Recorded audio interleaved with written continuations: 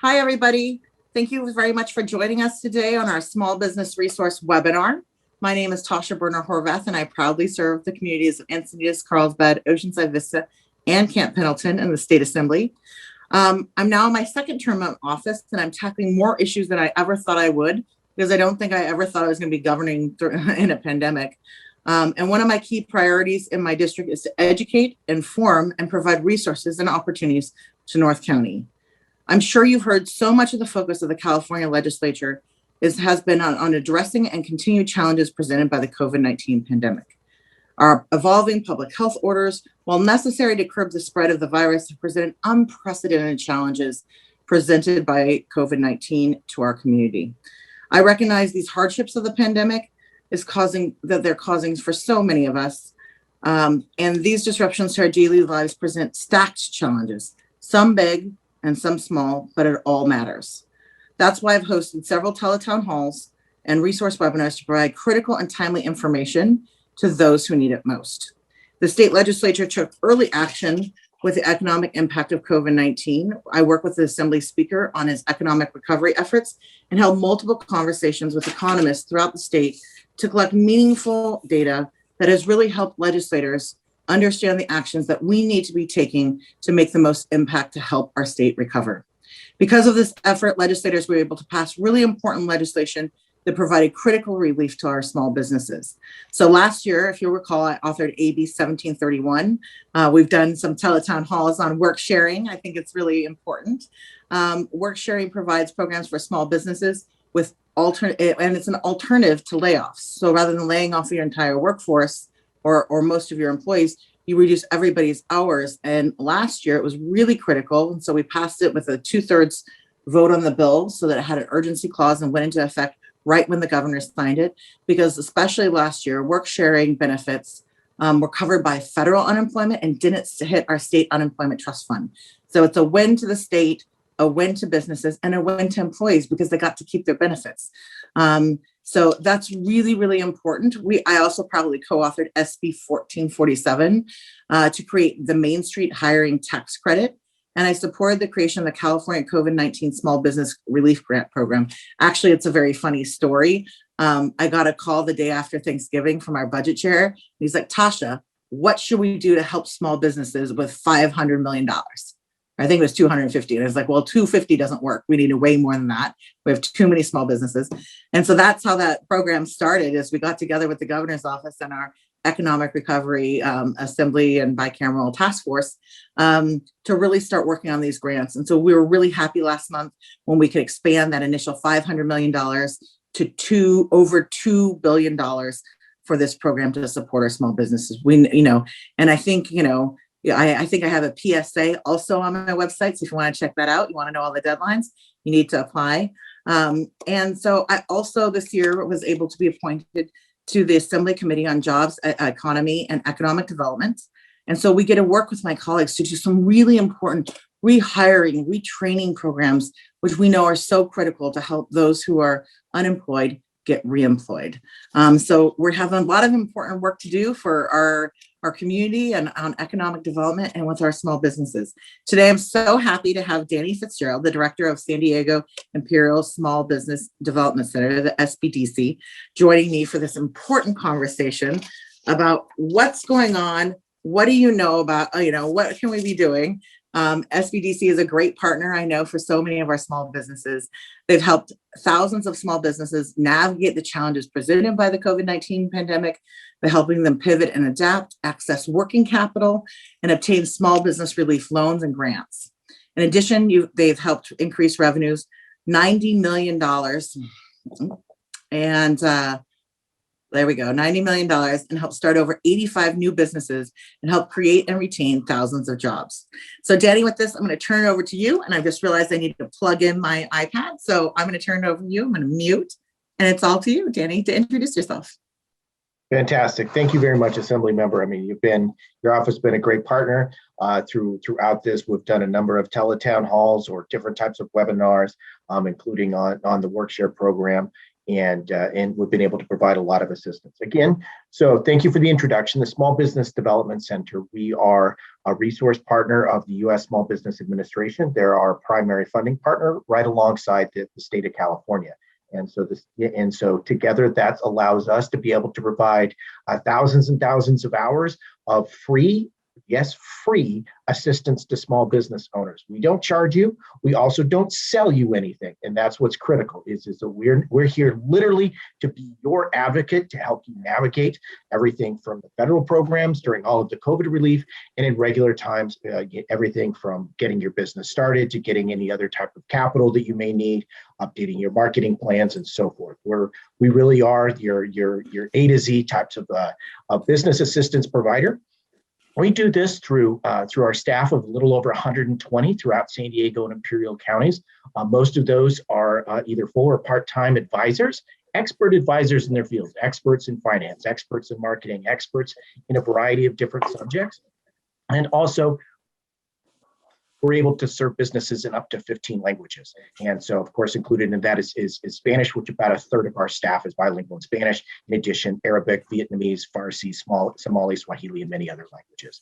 And so we've been doing a ton of work in all of this, from everything from our federal programs, such as PPP, which is a big push right now, which I know we'll talk about a little bit.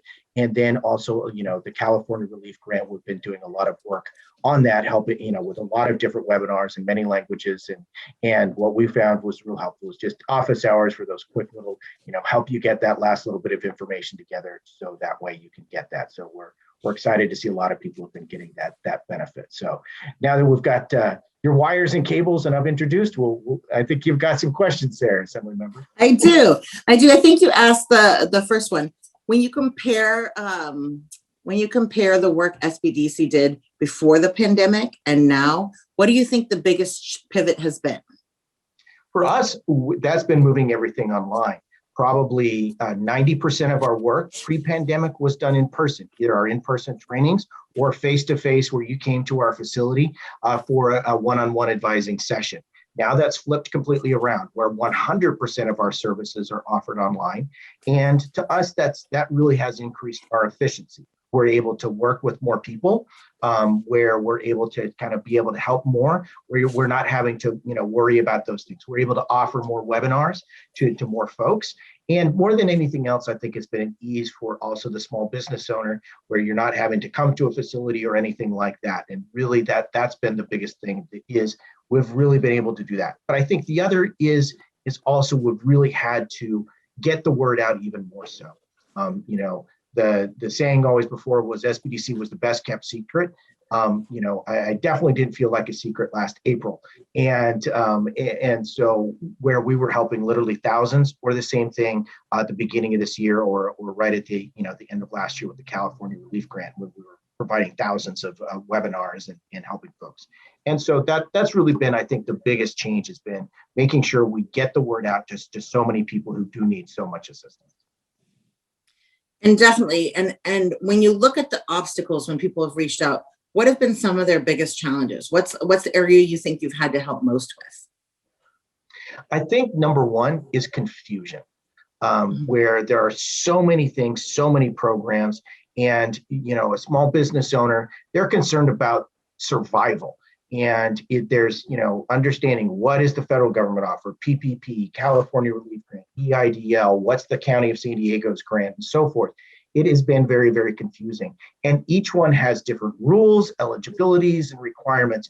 And it's confusing. And so I think that's been our number one job, is to just kind of sit down, get to know the organization a little bit, and again, these can be done in a short conversation, and then say, okay, you need to do X, Y, and Z, and that's what's going to get your assistance, and where you need to be prepared. And I think then the second one is I think the biggest obstacle is making sure everyone's finances, their financial reports and their tax returns are in order. And, I think that has emphasized that even more so, the critical nature of make sure that you have always access to your business's finances, and that they're in an easy to read format. That can be done through a good business banking relationship, or our accounting software, or even just setting things up simply in Excel, or even just, a simple book of business. So that's great. I think that's helpful to know. I know so many small businesses who've reached out to me personally, and they've struggled with, what is the profit and loss statement? What is that? What do I need to do? So there's just these hurdles, and it's so great to have you as a partner, Danny, to help our businesses be able to say, okay, this is the format. This is what you need to do. And the other point you made was navigate the multitude of options, because while I think we've responded on all levels with some degree of help, it's overlapping, and we need all of them. But then to know which one is best for you is really hard. And when we look at our an additional $2 billion for the COVID-19 grant relief program, what are some tips that you have for small business owners as they prepare to apply for this next round of funding? So the number one tip is have your financial documents in order. So make sure that you have your 2019 tax return there, ready to go. You have that information. You have your basic business documentation information. If you're incorporated, you have those articles of incorporation. If you're just a sole proprietor, you have your business license or your fictitious business filing. So that way you just kind of have that all. How I've helped a lot of people is just put together a simple folder, maybe on the desktop of their laptop or a simple Google folder. So, because these are also documents you may need for other grants too, and to have those at your fingertips is something that's so important for folks as they're coming up. And I think the number two is if you've already applied, you do not need to reapply. I think that's the question I answer more than any others is if you're still waitlisted, that's okay. That's what that probably a large portion of the $2 billion would go to are people that just kind of help catch up, because yes, 500 million, like you said, $250 million wasn't enough. Neither was 500 million. When you look at it, that we have over 1 million small businesses in California, the math starts adding up very, very quickly. And I think that's the other one is don't panic. Just make sure that you're watching your inbox for any information that administrators lend history, and you watch your inbox for anything that comes in from them. They're being very proactive with their communications. And we had, it was a funny story the other day. One of my advisors was telling me how he was on the phone. Someone was very worried about why they hadn't gotten chosen yet. Literally while they're on the phone. Oh, never mind. I got an email saying that now I just need to get some additional information to them to verify my eligibility to get a grant. So they're definitely rolling out. And that's true for small businesses. So small businesses, if they're waitlisted, don't need to reapply. But what about nonprofits and cultural institutions? So that's a bit confusing. The answer is yes to both. They don't need to reapply for the regular California Relief Grant, but there is going to be a specific new program that is the California Arts and Culture Relief Grant Program. There probably is another name, but that's basically the best way to define it. So if you're a nonprofit that provides certain types of arts and culture, and it's actually fairly broad. So, so that could include, even anything related to also, like, for example, youth athletics could be potentially included in there. They're also within the NAICS codes. And so there's a specific program that's opening up next week on Tuesday. I will have a little webinar on that and have that recorded on our website as we get the final information on that. But it is a completely separate application. But it is a very narrow and niche. Number one, you have to be a nonprofit. That's number one. And number two, you have to be a certain type of nonprofit serving arts, culture, which includes sports, which includes museums, which includes theaters, and so forth, those types of programs. But not all nonprofits would fit within there also. So, so there are other nonprofits that may not fit in there, say, for example, a chamber of commerce.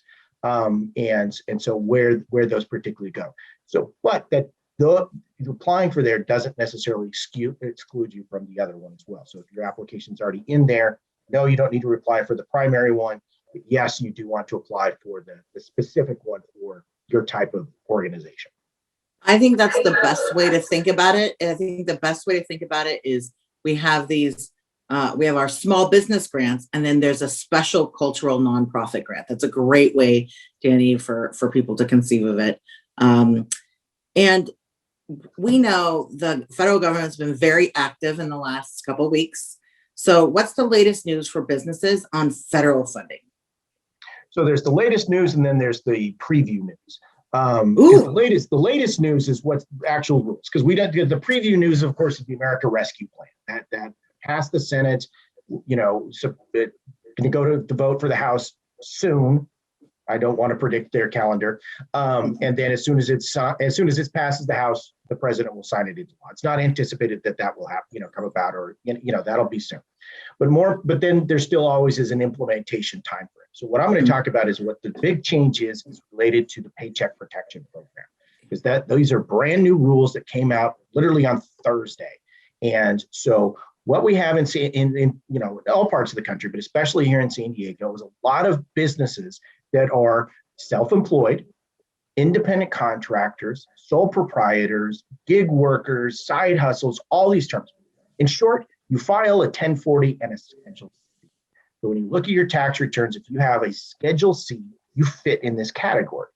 And what it was before, and that is actually, at least 280,000 entities in San Diego. So there's a lot in San Diego County, and that don't have employees. And so the big change is now, before the loan was based upon what you paid employees. Now this allows it to be based on what your gross revenue was. The gross revenue is obviously, so if you sell something, it's not what you use to had to spend on that, but it's the gross revenue. So it's actually it's line 7 on a 1040. It's a technical place, but it's simple.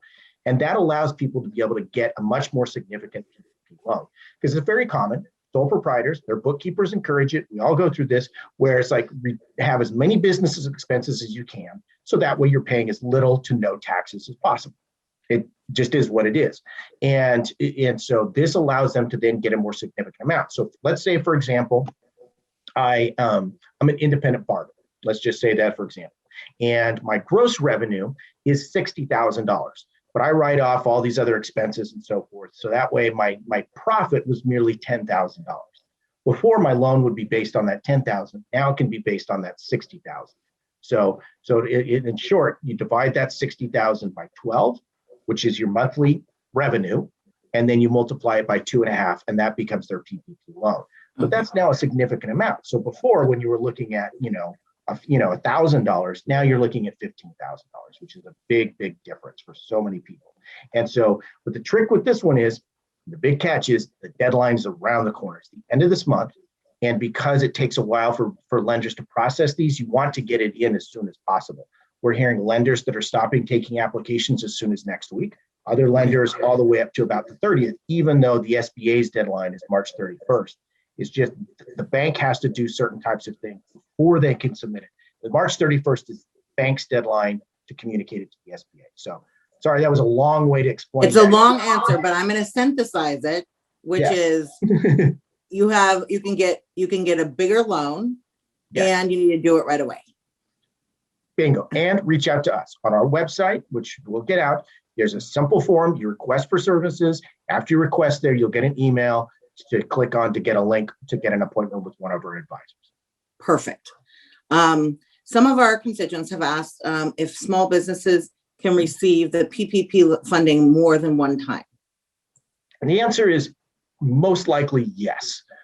So you would have to have gotten it in 2020. If you got one in 2020, you can now get a second draw. And so that is also same deadline, the end of this month. And all you had to have demonstrated was at least a 25% loss between 2019 and 2020 for a given quarter. So if you made plenty of money in 2020, no, you're not eligible. Most businesses didn't. Most businesses had a significant loss, but I have talked to some, they're like, actually, I made more money in 2020. Am I eligible? No, you're not. And, but I'm a restaurant. I made 25% of my revenue. Well, absolutely, you're eligible. That's great to know. And can self-employed individuals file for unemployment programs like the Pandemic Unemployment Assistance Program, the PUA, if they continue to experience financial hardships even after receiving PPP funding? Do you know the answer to that question? The answer is yes, but you cannot use them for the same purposes. So it's a little bit of a delicate dance. And so there's two ways to avoid that. Number one is you have a 24-week period to use your PPP funds after you receive it. PUA, depending on when it ends or when the timelines line up after, then maybe your PUA is ended, then you're able to pay yourself from the PPP. Then you're not using it for the same purpose during that time period. Or you're using it for other business expenses in particular. So the PUA is helping you pay yourself to buy groceries and pay bills. And then your PPP is being used for your other business operating expenses, such as your rent. Got it. Got it. So as long as you're not double dipping, you're fine. Exactly. Okay, great. What has your experience been working with cities across the county on local small business relief funding? Because I know different cities in my district have different funding options. What's been your experience there? Fantastic, actually. I think they've done a good job. I think they were very, you saw a lot of very proactive city councils and economic development departments where they took the funding they got from the CARES Act and pushed that money out to small businesses. For example, the city of Oceanside worked really closely with our office, to be able to get a lot of those grants out, and have done a really, really good job with that. And so that's been a big thing. Same thing with the County of San Diego, gotten the same types of grant programs out, and that's been very, very beneficial. And then the other thing is that cities have also been really good about outdoor dining and those types of permits too. They have been. If you go down the 101, you wouldn't recognize it from pre-pandemic times. And so while there have been lots of small business funding sources from all levels of government, SBDC also hosts a Connecting to Capital series to help small business owners access investments from the private sector. What has been your role in this effort during the pandemic? So that is continued. I mean, so we do a lot of, not just with helping folks get disaster capital, but all other types of debt capital for loans, so people are still, getting SBA loans for real estate or buying buildings or working capital. But then also we have programs specifically for equity investments, kind of as we teach people up through as they develop what they call their pitch deck on how they would pitch to investors, or what they would necessarily do to get that type of equity investment as well.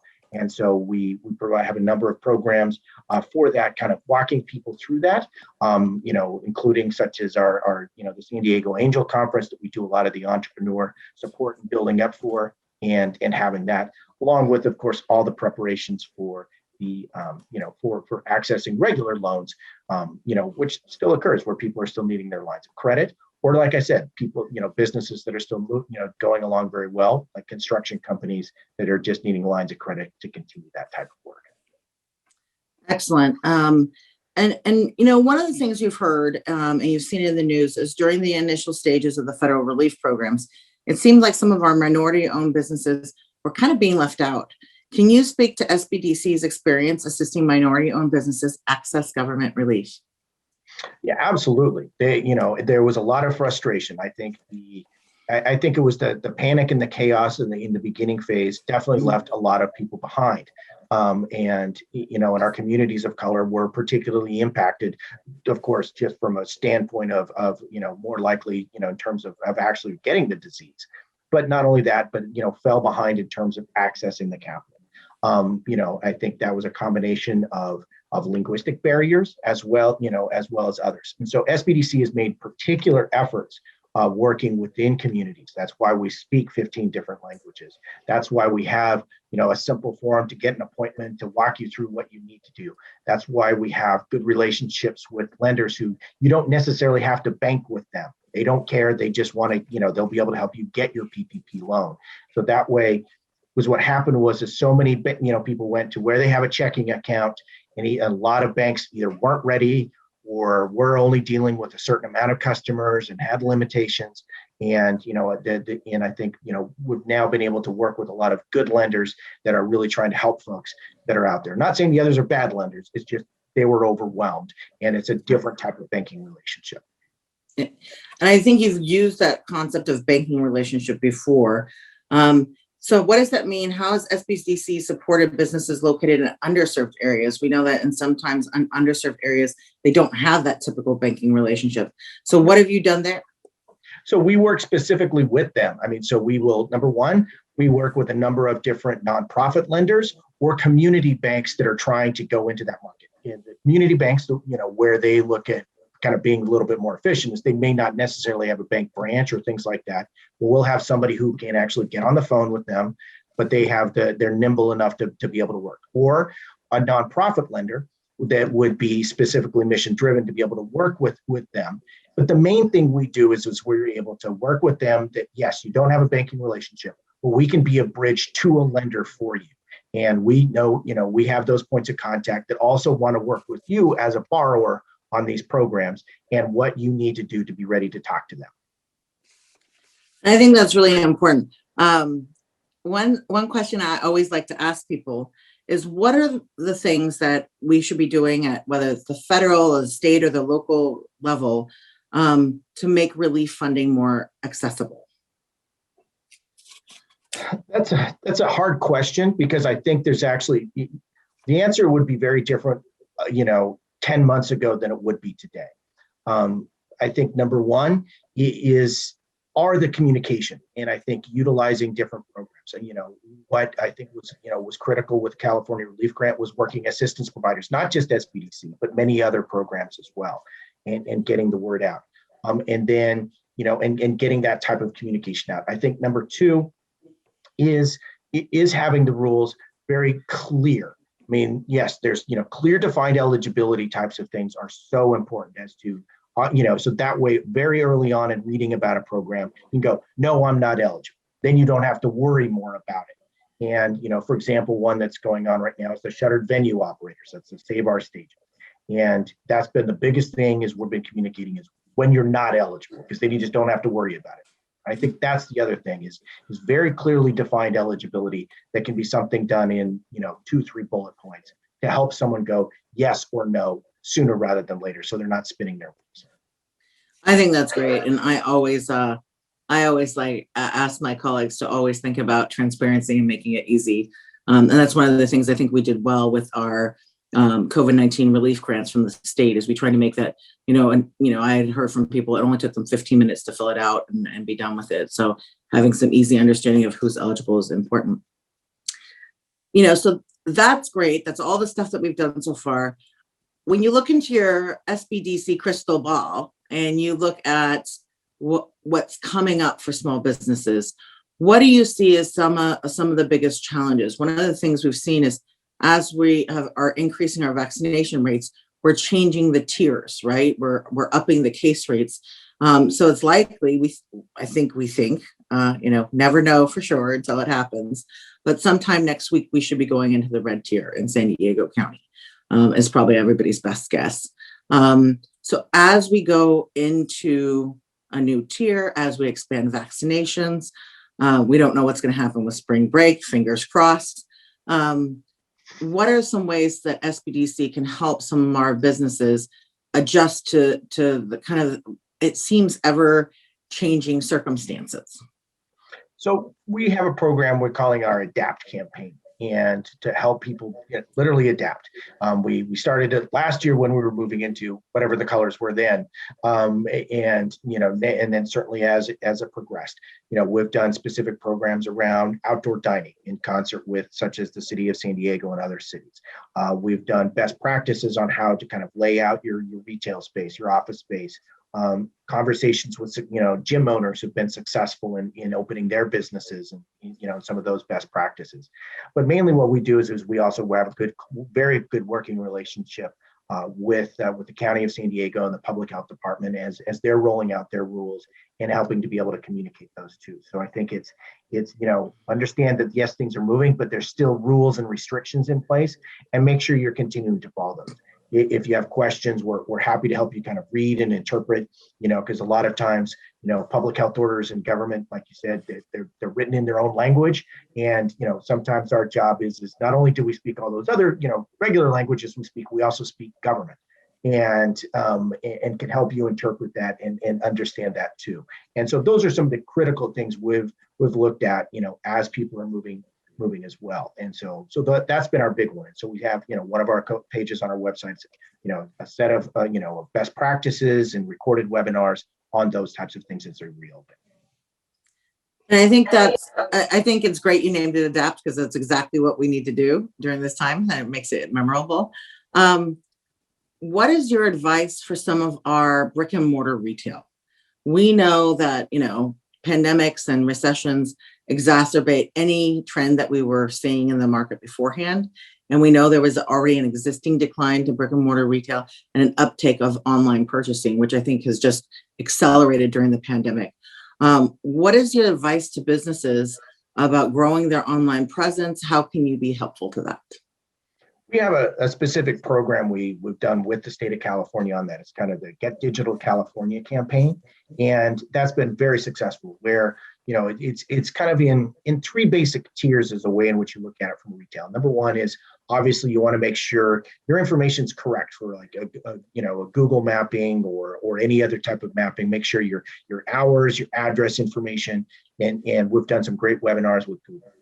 Kind of the second is like existing kind of platforms. That's everything from Amazon to eBay to Shopify and programs like that, where it's the really ease of entry and and they're very safe and secure also from a purchasing standpoint. And that's kind of why those are really good for kind of that, when you start dipping your toe in, don't go full out with a website, kind of dip your toe with one of these existing platforms for ways in which you're able to sell. And then that's beneficial. Even if you're an artisan product, Etsy can be a good way to be able to go. And then if they're going kind of the third tier, that's when you actually have a full-blown e-commerce site. And we have advisors as well as some webinars kind of working with you on each of those different types of ways that you'd be able to do that. And that's great. You know what I think has been interesting, and as much as our economy has suffered through the pandemic, you see these, I call them the eternally optimistic Americans who are starting new businesses. I think there's an undying entrepreneurial spirit in America, and especially here in California, that's always the silver lining. And so we've seen so many people start their own businesses out of necessity, but also the opportunity.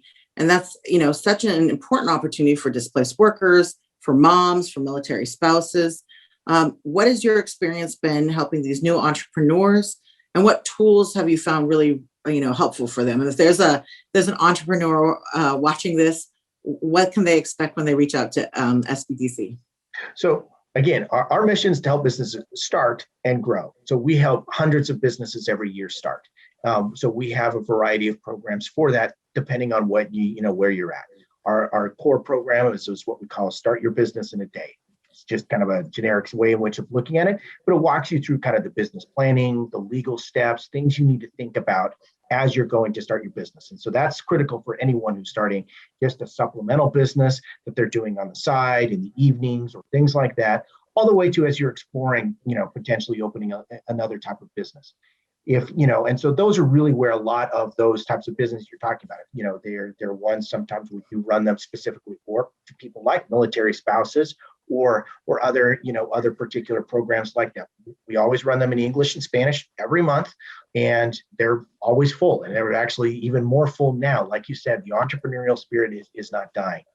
We also have some good programming around that we'll be starting to start around even food-based businesses. So we have one around like cottage food. So if you want to cook from home and do that, the California legislature pre-pandemic had some good updates for cottage food. And I think we've seen an uptick in that. And then we also have some programs specifically for pre-licensing if you wanted to open your own daycare facility as well. And those are really starting to go even larger because I think there's going to be a lot of replacement for a lot of lost daycare as well. I think that's a great point. When we looked at you brought up home-based businesses, and I used to have a home-based business, so I'm very familiar with it. But what are some of the unique resources that SBDC has to help them get started? So, for example, the cottage food has been one we've been really rolling out a lot because I think as people, we've all seen the YouTubes, the TikToks, the Facebooks about us all making our sourdough bread. But it was something that was popular before, and it's even more popular now, where people are able to they have a particular thing that they want to develop and be able to sell maybe at farmers markets or be able to sell through other types of entities and organizations. That's something that's a common, really core home-based business. The other one would be, again, you go through similar type of thing with your Start Your Business in a Day. If you're looking at something else that you're doing, because you still need to think about it even as a business. I mean, there's multi-million-dollar businesses that are still home-based businesses. And I think that's what's important to understand is so many of them are like that. But I think, you still need to think about it every which way from a traditional business perspective, even if you're just operating it, from your spare bedroom. And when we're talking about military spouses, I know that so many military spouses have started products and services to create supplemental incomes for their families.